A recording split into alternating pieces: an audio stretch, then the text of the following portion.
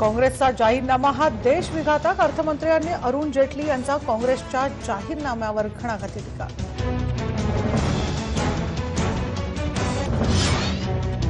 काँग्रेसच्या जाहीरनाम्यात शेतकऱ्यांसाठी विशेष तरतूद, कर्जफेड करू न शकणाऱ्या शेतकऱ्यांना फौजदारी कायद्याऐवजी दिवाणी कायदा होणार लागू।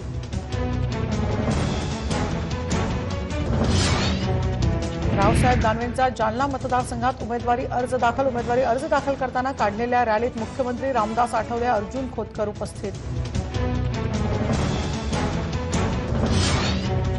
पुण्यामध्ये भाजपच्या गिरीश बापट आणि कांचन कुल यांनी भरला उमेदवारी अर्ज, पुण्यात रॅली काढून केलं शक्ती प्रदर्शन।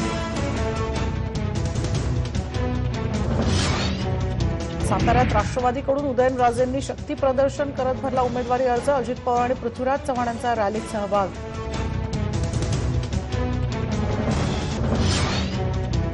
मावळ गोळीबार प्रकरणी आरोप सिद्ध झाल्यास राजकारणातून संन्यास घेईन, पंतप्रधानांनी केलेल्या आरोपांना अजित पवार यांचं प्रत्युत्तर।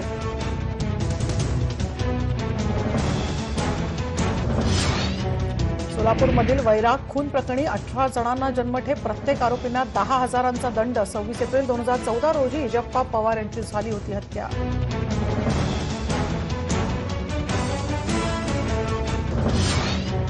सीएसएमटी पूल दुर्घटनेप्रकरणी नीरज कुमार देसाईनंतर महापालिकेचे सहाय्यक अभियंता काकुळतेंना अटक, काकुळतेंना 5 एप्रिलपर्यंत पोलीस कोठडी।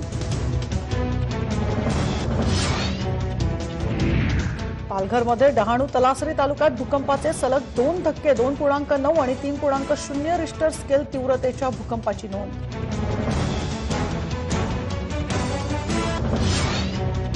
आणि इराणला महापुराचा मोठा फटका, महापुरात वाहनांसह अनेक जण गेले वाहून, महापुरात कोट्यवधींची वित्तहानी।